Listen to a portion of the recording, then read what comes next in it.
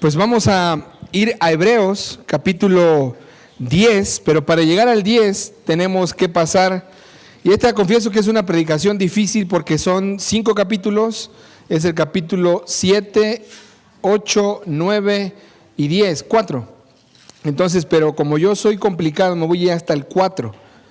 Capítulo 4, versículo. Los niños a su clase, por favor. Niños a sus clases. ¿Ya? Muy bien. Me gustaría que vieran en Hebreos, porque voy a hacer un repaso. Vean el versículo 14, por favor. Hebreos capítulo 4, versículo 14. De hecho, en el grupo de la iglesia puse unas fotos en el que está el bosquejo desde el capítulo 4. Ahí están los puntos de lo que son las divisiones, para que si ustedes lo quieren leer en la semana, se puedan tomar el tiempo y ir leyendo en el grupo. Pero en el capítulo 4, versículo 14 dice: teniendo pues un gran sumo sacerdote que trascendió los cielos, Jesús, el Hijo de Dios, y aquí viene algo importante, retengamos, ¿qué? Nuestra fe. Ese es el punto importante de la predicación. Retengamos, ¿qué? Nuestra fe. Entonces, tenemos a un gran sumo sacerdote que traspasó los cielos. Y ahora si me acompañan, por favor. Bueno, el 15 dice: porque no tenemos un sumo sacerdote que no pueda compadecerse de nuestras flaquezas, sino uno que ha sido tentado en todo como nosotros, pero sin pecado. Por tanto, aquí viene la invitación, acerquémonos con confianza al trono de la gracia, para que recibamos misericordia y hallemos gracia para la ayuda oportuna. Así que hoy vamos a hablar acerca del privilegio de acercarnos a Dios, ¿ok? Vamos a tratar el tema de esto realmente es un privilegio, ¿ok?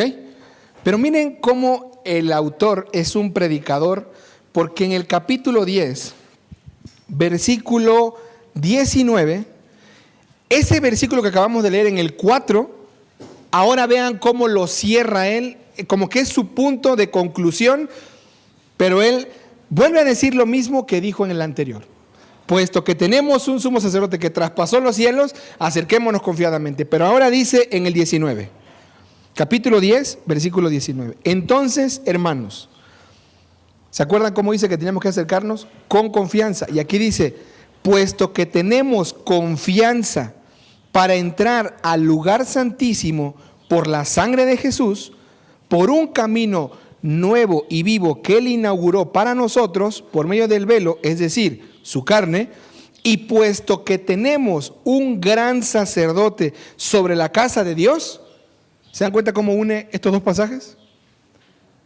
Por lo tanto, nosotros podemos ver ahora un autor que está diciendo: acércate confiadamente.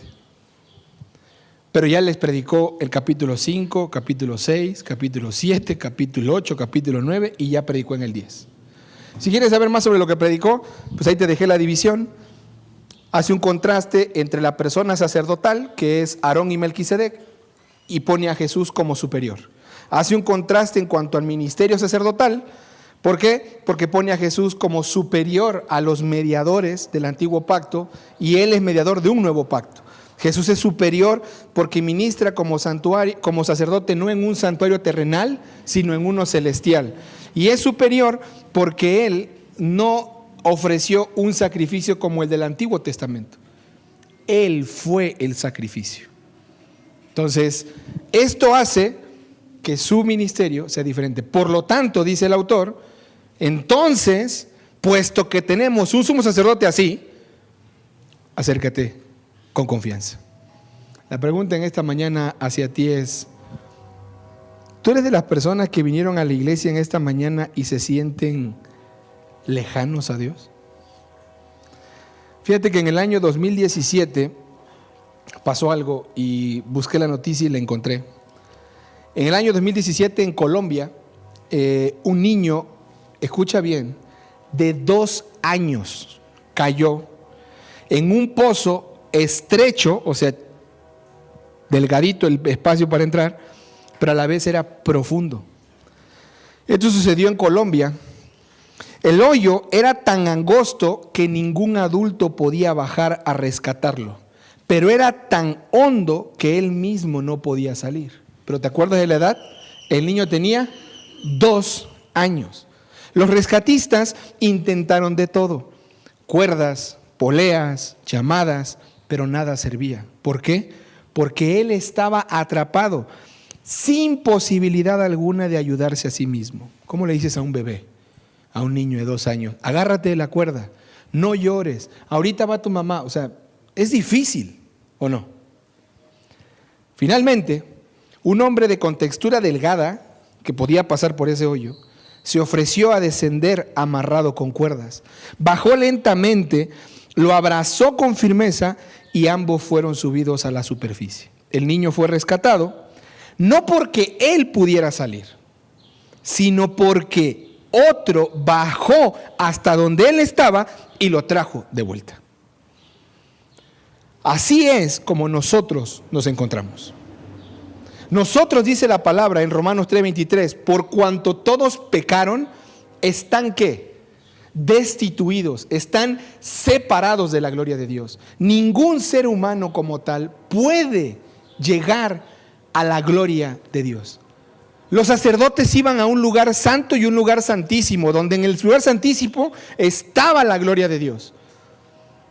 Pero ninguno podía entrar a la presencia de Dios y estar ahí. Porque Efesios 2:1 dice que estábamos muertos ¿en qué? En nuestros delitos y pecados. Nosotros éramos como ese bebé de 2 años. Nosotros no podíamos atravesar el cielo y llegar a su presencia. Por tanto fue necesario, capítulo 4, versículo 14, que el gran sumo sacerdote trascendiera en los cielos y viniera a salvarnos a nosotros. Él nos abrazó, Él nos rescató y Él ahora nos ha llevado a la misma presencia de Dios. Entonces los hebreos estaban en un problema porque los hebreos estaban regresando ¿a qué? A todo aquello que según los acercaba a Dios, pero al contrario, no podía salvarlo. Los hebreos estaban regresando al tabernáculo cuando les dijo el autor, ustedes pueden entrar a la presencia misma de Dios. Los hebreos estaban volviendo a sacrificar animales cuando él decía, Jesucristo ya se sacrificó. Ellos estaban regresando a un antiguo pacto cuando decía, Jesús ya tiene un nuevo pacto. ¿Se acuerdan cuando celebran la cena del Señor? ¿Qué es lo que decimos? Esta es mi cuerpo, dice. Cuerpo que por ustedes es, ¿se acuerdan? Y luego dice, esta es mi sangre. ¿Sangre de qué? Del nuevo pacto. Entonces, familia, solamente por la fe en Jesús podemos acercarnos a la presencia de Dios y perseverar pacientemente esperando su regreso. Solo por la fe en Jesús. No hay otra forma, no hay otro medio, no hay otro método. En el versículo 19, si me acompañan otra vez a leerlo del capítulo 10, el autor va concluyendo y dice, lo primero que nosotros tenemos que ver es que tenemos una confianza para entrar ¿a dónde? Al lugar santísimo. ¿Pero por qué? Por la sangre de Jesús. Mira, hay un libro, le puedes pedir a Rubén que te lo venda, es de editorial Lifeway, creo que es el Tabernáculo y tiene un montón de imágenes y todo eso, y ahí te viene un chorro de explicación. Si no, búscate un video cómo era el tabernáculo en el Antiguo Testamento. Pero el tabernáculo tenía 3 partes. Era cubierto, vamos a hablar del de Moisés, no estoy hablando del templo, estoy hablando del tabernáculo, el que tuvo el Moisés en el desierto. Eran cortinas que cubrían ese lugar y cuando entrabas al tabernáculo lo primero que tenías enfrente de ti era el altar de los sacrificios. Ahí se mataban toros, se mataban machos cabríos, se mataban becerros, se mataban palominas. Si eres muy pobre no podías matar un toro, pues llevabas algo ahí. Entonces ese era el primer lugar. Ahí estaban los sacerdotes matando animales. Después del altar del sacrificio tenías el segundo, que era un lavacro. En el lavacro era como un lavabo grande que era de bronce y le ponían agua. Esto servía para que el sumo sacerdote, que había sacrificado el sacrificio de expiación de cada año, venía ahora con la sangre de ese animal en una bandeja, y entonces él llegaba hasta ahí, se cambiaba la ropa porque estaba ensangrentada, porque estaba sucio, y se veía frente al lavacro y se lavaba la cara y veía si había algo. No podía entrar sucio al lugar santo. Para entrar al lugar santo tenía que correr una cortina, y al entrar en el lugar santo, que esto lo diseñó una persona por obra de Dios, porque le dictó cómo iba a ser, llegaba al lugar santo y ahí había, de un lado tenía los panes de la mesa de la propiciación, enfrente tenía el altar del incienso y a un lado tenía el candelero, que tenía 7 puntas arriba y siempre estaba prendiendo, ¿no?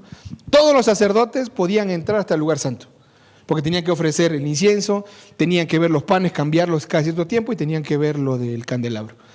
Solo el sumo sacerdote podía correr la cortina o el velo y entrar al lugar santísimo. Se dice, porque yo estuve buscando en la Biblia si algún sumo sacerdote murió, y no sale ninguno que haya muerto, pero se dice que se le ponía una vestimenta con unas campanitas abajo y se le amarraba una soga. Este sumo sacerdote era pecador, llevaba la sangre, iba hacia el arca del pacto. En esa arca abajo estaban las tablas de los 10 mandamientos y estaban el pan del maná y la vara que reverdeció de Aarón. Y encima tenía una rendija cubierta con 2 querubines, y ahí depositaban la sangre. Esa sangre cubría la falta del pueblo, que no había podido ser agradecido por el pan, que no había reverdecido y que no había obedecido la ley. Entonces, si el sumo sacerdote entraba con pecado y ponía la sangre y Dios no aceptaba el sacrificio, según el sacerdote iba a morir. Y entonces lo arrastraban con la soga que le pusieron. Toda la gente estaba callada escuchando las campanitas que iban caminando, hasta que entraba y decían, ya, ahora va de regreso. Lo aceptó. Familia, este texto dice que nosotros tenemos libertad, tenemos confianza para entrar en el lugar no santísimo, para entrar en la misma presencia de Dios, porque Jesús entró con su sangre y la puso no para cubrir nuestra falta, para quitar el pecado de en medio. Eso está en el capítulo 9. Eso fue lo que Él hizo. Tenemos la confianza para acercarnos. ¿Por qué? Porque Él ya quitó el pecado del medio. Si quieres ver el verso, está en el capítulo 10, versículo 1. Dice, pues ya que la ley solo tiene la sombra de los bienes futuros y no la forma misma de las cosas, nunca puede, por los mismos sacrificios que ellos ofrecen continuamente año tras año, hacer perfectos a los que se acercan. En el 4 dice, porque es imposible que la sangre de toros y de machos cabríos quite los pecados. Y en el 14 mira lo que dice, porque por una ofrenda Él ha hecho perfecto para siempre a los que son, ¿qué? Santificados. ¿Te das cuenta de eso? ¿Te das cuenta el logro que tuvo la obra de Cristo? Pero en el versículo 20 ahora, del capítulo 10, dice, por un camino nuevo y vivo que Él inauguró para nosotros por medio del velo, es decir, su carne. El cuerpo de Cristo era el templo que anduvo movible en este mundo los años que Él vivió. Cada vez que un judío le pegó, lo escupió, estaba rompiendo el velo de la gloria de Dios que andaba en esta tierra. Es más, el día que Jesús muere, cuando lo bajan de la cruz, antes que lo bajen de la cruz, cuando meten la lanza en su costado, pero Él antes dice, Padre, en tus manos encomiendo mi espíritu. En ese momento se rasgó el velo del templo que estaba en Jerusalén. Y no se rasgó de abajo hacia arriba, se rasgó de arriba hacia abajo, diciendo, Dios acaba de rasgar ese velo y les mostró que atrás del velo, donde estaba el arca, ya no estaba la gloria de Dios. Estaba el arca, pero no la gloria. ¿Dónde crees que estaba la gloria de Dios? Siendo crucificada en el Gólgota. Esta es la cena del Señor. Nos acercamos hoy a la presencia de Dios por la sangre del Hijo de Dios y por el cuerpo, porque ya no hay velo. estuvo en un cuerpo y Él lo quitó. Y ahora tenemos un camino nuevo y vivo. Entonces el versículo 21, hay una conclusión, hay un argumento que está desarrollando aquí el autor. Dice, puesto que tenemos un gran, no un sumo sacerdote, un gran sacerdote sobre la casa de Dios. Y aquí es donde él empieza a dar 4 exhortaciones para nosotros en esta mañana. 4 exhortaciones para ti y para mí que nos sentimos lejos de Dios. Déjame darte una mala noticia, y es que no porque estés aquí en la iglesia en este momento, tú estás cerca de Dios. La iglesia no sirve para acercarte a Dios. Déjame darte otra mala noticia. A lo mejor estás viniendo a la iglesia queriendo acercarte a Dios.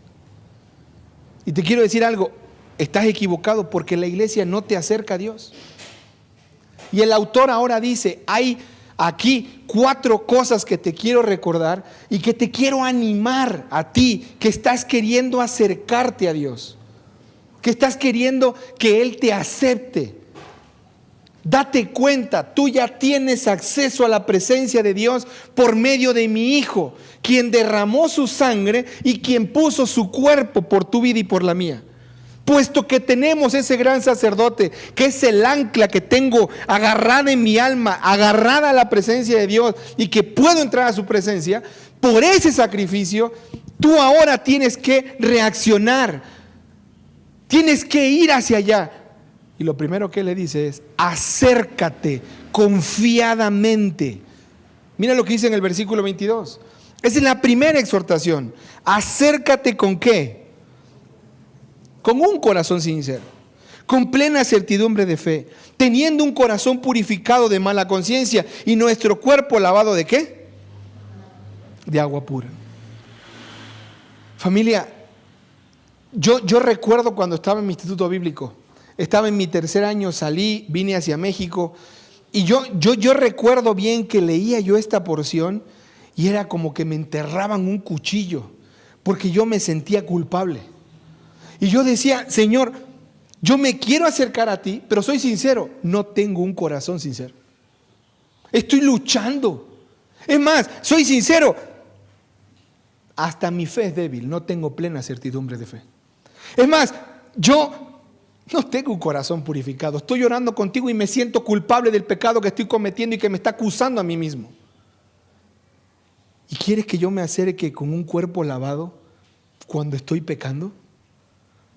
Y esto, lejos de acercarme a Dios, me alejaba de Él. ¿Te sientes así hoy? Porque nuestra entrada a la presencia de Dios no es por nuestros méritos, ni por nuestra obra. Lo que el autor está diciendo es, tú tienes un gran sumo sacerdote que ya logró la entrada. Y ojo, si Él te dio la entrada, Él hizo algo en tu vida. Te dio un corazón nuevo y está limpio. Te dio fe y tienes una plena fe en Él. Es más, tú tienes un corazón lavado ¿de qué? De malas conciencias. Y tú tienes un cuerpo lavado con agua pura, porque tienes una nueva vida en Cristo. Por lo tanto, acércate a Dios. ¿Te acuerdas que en versículos anteriores leímos que Él hizo perfectos a los santificados? Gracias a esa perfección y a esa purificación que obtuvimos por medio del sacrificio de Cristo, ahora tenemos la capacidad de entrar en la misma presencia de Dios. Ya no hay obstáculos que te impidan entrar. Por lo tanto, tú y yo tenemos este privilegio de vivir siempre en la presencia de Dios. Porque tú puedes entrar ahí no porque eres bueno o porque eres justo. Tú puedes entrar ahí porque Cristo te dio la entrada, aunque tú sigas siendo pecador. Esas son las bendiciones del Evangelio. Podemos acercarnos porque es Cristo en nosotros el que nos dio un corazón sincero. Es Cristo en nosotros el que nos dio una plena certidumbre de fe. Es Cristo en nosotros el que nos dio su cuerpo que estaba lavado con agua pura. Y es la conciencia de Cristo la que tengo ahora yo, porque he sido justificado por Él. ¿Te vas a acercar o te vas a quedar ahí lejos? Porque yo era de los que pensaba, no, pues yo cuando llegue al cielo creo que voy a estar de lejos. Y lo bueno que la Biblia dice que Él va a enjugar toda lágrima, porque yo nunca me puedo acercar a Dios con todo eso que Él pide. Pero después de entender el gran sumo sacerdote que tengo, ahora me doy cuenta del gran privilegio que tengo de estar 24/7 en la presencia de Dios. Los puritanos decían, coram Deo.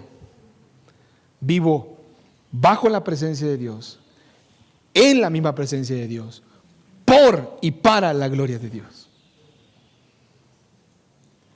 Amado, Dios te ha aceptado si has puesto tu fe en su Hijo, no por lo bueno que tú seas.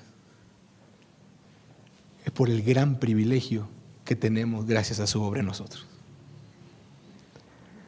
Pero si tú ahora te puedes acercar a su presencia de manera confiada, porque tienes un gran sumo sacerdote, ahora dice, mantente firme. Y cuando leemos el versículo 23, dice, mantengamos firme la profesión de nuestra esperanza sin vacilar, porque fiel es aquel que prometió. ¿Por qué les dice manténganse firme? Como en el capítulo 4, versículo 14, retengamos firme, retengamos nuestra fe. ¿Qué cosa es lo que estaban perdiendo estos creyentes? Su fe. Y yo cuando quiero hablar de esto, te quiero recordar, ¿te acuerdas cuando Cristo está siendo enjuiciado frente a Poncio Pilato? ¿Te acuerdas cómo dice que los judíos le decían crucifícale? Y él decía, hablando de Poncio Pilato, que dijo, él es el rey de los judíos. Y dijo, no lo queremos a él como rey sobre nosotros, crucifícale. ¿Te acuerdas de eso? ¿Qué estaban haciendo ellos? Estaban rechazando al Salvador. Estaban repudiando a la gloria de Dios que había venido a salvarlos. Y ahora lo que está diciendo en este pasaje es, esas mismas personas están entre ustedes hoy en la iglesia.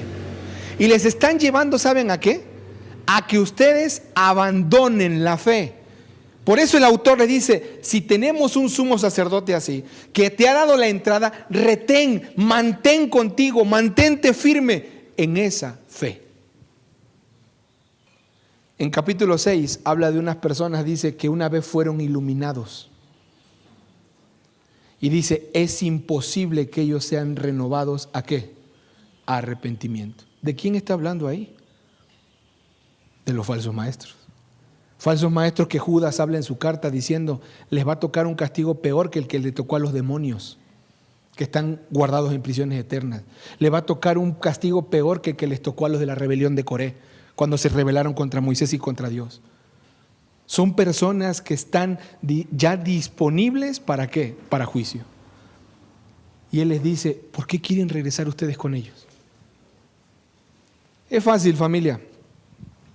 Hagamos de cuenta que hoy nos visita don Pedro, bueno, no ese nombre, no, porque mueve sensibilidades. Hoy nos visita don Julio, el del tequila. Y resulta que él viene y está en la iglesia por 3 años. Ojo, don Julio hasta se bautizó. Viene y, ojo, da buen dinero. Todo el diezmo del tequila entra a la iglesia. Tú dices, no, ese hombre es un hijo de Dios. Pero de repente un día don Julio agarró y escuchó de los testigos de Jehová, en el que dicen que Jesús no es Dios, en el que dicen que Jesús es solamente un profeta. Y entonces ahora don Julio se empieza a ir con los testigos de Jehová. Y entonces tú vas un día a ver a don Julio y le dices, oye, mira, chécate esto. No. Cristo no es real. Lo que Cristo hizo no es cierto. Oye, pero Juan 14:6 dice que porque yo soy el camino, la verdad y la vida, nadie viene al Padre si no es por mí, no hay otra forma de llegar a Dios más que por medio de Cristo. No, Cristo no. Según lo que a mí me enseñaron mis hermanos TJ, es que no. Y entonces don Julio se va. Y ahora don Julio le empieza a decir a los hombres claves de esta iglesia, y empieza a ir con Rubén, oye, mira, fíjate que pues podemos hacerle así porque ellos están equivocados, el pastor está mal, se está quedando pelón porque está loco. Y entonces Rubén empieza a desfilar con su familia para allá. Porque la iglesia de don Julio, pues hay tequila gratis. Entonces, y luego Rubén empieza a decirle a todos los de teens, y se empiezan a ir con él todos los de teens. Y luego empieza, y así se va. Y entonces ahora, ¿qué está haciendo toda esta gente? Está repudiando y está rechazando el sacrificio de Cristo. Entonces va uno y les dice, oye, ¿ya te diste cuenta todo lo que Cristo logró? Y si Cristo no hubiera logrado esto, tú no tienes acceso al Padre. Y entonces le dice, mantente firme en esa fe que tú un día cuando entraste al agua hablaste, que tú confesaste. Mantente en tu profesión de fe, en lo que tú dijiste. Muerto al pecado, vivo para Dios en Cristo Jesús. Mantente en tu profesión. Creíste en Cristo que te perdonó tus pecados. Creíste en Cristo y ahora vas a tener que rezar, a predicar casa por casa para que seas perdonado. ¿Ahora me entiendes con este ejemplo? Cuando te quiero decir, mantente firme en la profesión de tu fe sin vacilar. Porque el hombre doble ánimo es inconstante en todos sus caminos y son estos falsos maestros. Los falsos maestros estuvieron en la carta de Judas, en la carta de Juan, en la carta de Hebreos, en la carta de Colosas. En todas las cartas aparecen los falsos maestros. ¿Estás firme? Mantente firme en esa fe. Pero si tú te acercas a Dios, porque ya sabes lo que tienes en Cristo, limpio, puro, santificado, si tú te mantienes firme en esa fe que Cristo lo hizo por ti, te mantiene ahora puro, santo, justificado, entonces le dice en el versículo 24, consideremos cómo estimularnos unos a otros al amor y a las buenas obras. Mira, no tengo mucho tiempo, voy a tratar de ir rápido. Cuando Cami nació, y espero no, bueno, ya Cami ya lo escuchó, pero mi esposa no. Entonces, esto es algo que pasó cuando ella era bebé. Yo me enteré después de, creo como de 6 meses, no sé, que Cami tuvo sufrimiento fetal. Esto significa que el bebé hace popó dentro del vientre. Entonces, cuando a Cami le dan de alta en el Seguro Social, no le pueden dar de alta a un bebé recién nacido si no ha hecho popó. No sé si las que son mamás sabían esto. Pues a Cami le dieron de alta sin haber hecho popó. Y lo que le dijo la enfermera a Nayeli fue, ahorita que va con ella, tiene que hacer con el dedo gordo e irle estimulando el estómago para que ella pueda hacer popó. Yo creo que llegamos a la casa todavía, pasó un rato y no hacía hasta no sé cómo qué hora. Esa estimulación no era de Camila. Camila tenía un estómago nuevo que apenas empezaba a trabajar y necesitaba ¿qué? Estimulación. Aquí el autor les dice, tú te acercas a Dios puro y santificado, tú te mantienes firme en la fe que tú tienes de lo que Él hizo, que te purificó y te santificó. Ahora ¿sabes qué? Estimula a otros. Le dice claro, consideremos cómo estimularnos unos a otros, ¿pero a qué? Al amor y a las buenas obras. ¿De qué manera tú estimulas a otros creyentes? Todos los creyentes tienen esta gran necesidad. Necesitamos ser estimulados por nuestros hermanos en la fe. Aquí el estímulo es hacia el amor y hacia las buenas obras. Pero inicia con la consideración personal de cada creyente. ¿Tú te tomas un tiempo en tu casa para considerar cómo vas a estimular a tus hermanos? ¿Tú te tomas un tiempo para considerar cómo vas a servir en la iglesia? ¿Cómo vas a animar y amar a otros? Porque esto depende de cada uno. Cuando nos hacemos parte de la familia en la fe, es porque hemos entendido que somos parte del cuerpo de Cristo. Y ahí estamos adquiriendo una responsabilidad importantísima en cuanto al cuidado fraternal de nuestros hermanos. Que a partir de ese momento nos pertenecemos los unos a los otros. Por tanto, el seguimiento fiel de mi hermano es una preocupación que recae sobre mí. El testimonio de mi hermano, el amor de Cristo reflejado en él, el crecimiento de su fe y de su santidad, su entrega a las buenas obras, todas son asuntos que deben preocuparme. Y de la misma manera, ojo, yo debo de ser la preocupación de otros hermanos. Este apoyo mutuo lo necesitamos para bien. ¿Tú estás considerando cómo estimular a otros al amor y a las buenas obras? Yo te voy a poner un ejemplo y vean cómo sale nuestro individualismo, porque ese es el enemigo de la consideración al amor y a las buenas obras. ¿Somos comunidad o somos individuales? En la iglesia se viven estos dos polos. Nosotros conocemos a Abby, canta padrísimo, ¿no? Te encanta cuando ella canta y todo, y dices, es impresionante su voz. Todos conocemos a Ibsan. Abby va a perder su trabajo, creo que a mediados de año, ¿es así? ¿O me estoy equivocando? Junio. Y Abby está embarazada. Y este de Ibsan tiene un trabajo, y el día ahora que estamos en los bautizos, nos estaba diciendo, estamos considerando varias opciones, porque vamos a tener gastos. Cualquiera de nosotros podría pensar de manera individualista. Eso les pasa por ser inmaduros. Porque si ellos hubieran planificado bien su maternidad y paternidad, no tuvieran este problema. Y ahora quieren que nosotros como iglesia le apoyemos. Me siento con el valor y con la responsabilidad de decirte, te quiero estimular al amor y a las buenas obras. Ellos necesitan de su iglesia. ¿Saben por qué se quedaron con nosotros? Porque ellos andaban de iglesia en iglesia sirviendo y siempre los vieron como medios de trabajo y no como personas a quien bendecir. Ella tiene una deuda muy grande en Estados Unidos porque estudió allá. Y esa deuda le absorbe prácticamente todo su sueldo. Y ojo, cualquiera podría decir, ¿cuánto te pagó Héctor para que pidas dinero para allá? No. Yo recuerdo cuando nació Cami, la sociedad femenil del moño caído en la iglesia juntó un baúl, ¿te acuerdas? Ah, fue de Mati. Ah, Cami no. Con Cami fue otra sociedad. Esa fue la sociedad femenil de las mujeres, reinas y princesas, ¿no? O sea, es que íbamos a unas iglesias así, entonces tenía la sociedad femenil y juntaron una caja en la que en el de Mati nos dieron así una caja. Tenía dinero adentro. Cuando nació no sé quién de los dos ya, nos regalaron unas cajas de ropa en casa de Chelo, que vino a su hermano a Estados Unidos y como por 3 años no compramos ropa. Amados, si eso hicieron con nosotros y eso han hecho quizás contigo, ¿por qué no hacerlo y estimularnos al amor y a las buenas obras? ¿Cómo podemos apoyar a nuestros? Y ojo, hablo de ellos, pero ¿quién más tiene una necesidad? Pero no la sabemos porque vivimos de manera individualista, no en comunidad.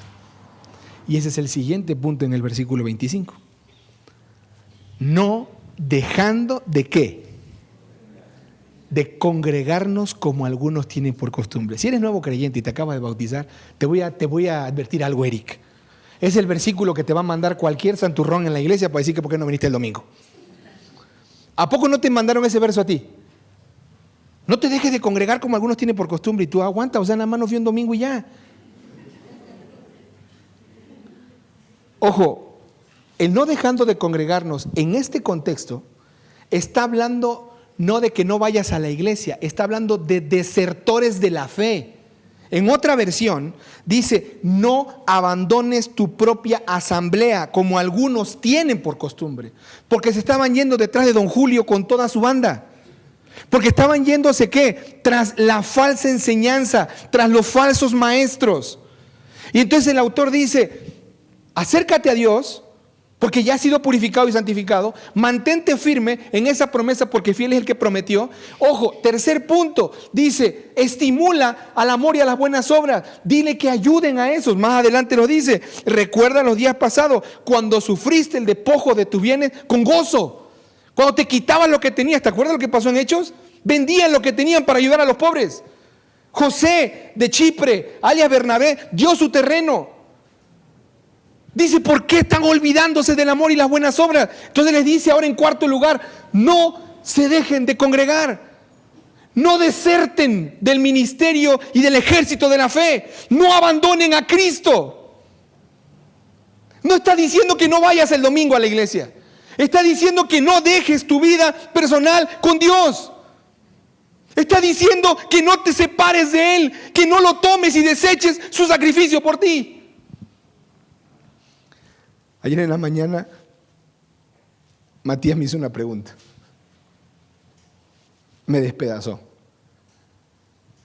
Y me dijo, papá, yo tengo que ir a fuerza a la iglesia el día domingo, por no sé qué cosa, recuérdame la pregunta.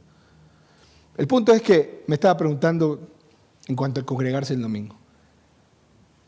Y mi esposa le dio una respuesta y le dijo, si tú quieres dedicarte al deporte, y lo quieres lograr, consíguete una iglesia que se congregue por la tarde, pero no dejes tu fe. Vive tu fe. ¿Cómo van a poder conocer los atletas o demás el evangelio si no hay quienes prediquen? Y otro comentario que tiraron en la plática fue: ¿y qué hacemos con el hermano que tiene un trabajo y tiene que ir a trabajar el domingo? Lo orilla la iglesia a renunciar al trabajo porque no dejes de congregarte como algunos tienen por costumbre. Y no lo estoy animando a abrazar al Señor, a abrazar en la fe y decirle: Padre, quiero continuar siguiéndote. Otra iglesia ha de existir. No somos la única. Que nos juntemos por la mañana es una cosa, pero hay iglesias que se juntan por la tarde. El punto es si la pasión del deporte y la pasión del trabajo va a llevar a las personas a descuidar su fe y abandonar. Porque, ojo, no comenzamos siendo apóstatas. Comenzamos dejando de ir a la iglesia. Ahí es como se comienza. Amado, el autor nos anima a que unos a otros nos animemos a no dejar la fe, a no desertar. ¿Cuál fe? Que has sido purificado y santificado, que Cristo te ha dado acceso a la presencia del Padre y tienes que mantenerte firme en eso. Y te hago una pregunta. Si la cruz de Jesucristo es tan perfecta como ofrenda a Dios y es tan extensa en su alcance que no solamente dejó obsoleto el sistema levítico, sino que capacitó al creyente para una entrada libre y permanente en la misma presencia de Dios, por cuanto ha hecho perfecto y todo esto lo ha hecho para siempre, ¿por qué quieres seguir viviendo lejos? Si Él ya te dio acceso y entrada al Padre. Te hago una pregunta. ¿Cuándo fue la última vez que tú recibiste una exhortación de parte de un hermano? ¿Cuál fue tu reacción? ¿La aceptaste de como que venía de parte de Dios? ¿Admitiste que Él tiene el derecho de exhortarte porque es tu hermano? ¿Cuándo fue la última vez que visitaste a un hermano para exhortarle? Para esto participas en la vida de la iglesia. Las dos alternativas de nuestro texto son muy claras. No abandonemos la asamblea, sino exhortémonos, y no abandonemos a los de la asamblea, sino exhortémosle. En una ocasión iban 4 espiritualoides. Uno tenía el don de enseñanza, otro tenía el don de evangelista, otro tenía el don pirulero y el don de exhortación o de misericordia. Y de repente dice: vamos a visitar al hermano que tiene tiempo que no va a la iglesia. Sí, sobre, va, y iban caminando, ¿no? Y dice el de enseñanza: ahorita me lo voy a agarrar con este texto, ¿ve? Lo voy a cachetiza bíblica. Y de repente agarra y dice el de evangelismo: no, yo le voy a decir que hermosos son los pies de los que anuncian la paz, las buenas nuevas de Jesús, y no lo está haciendo.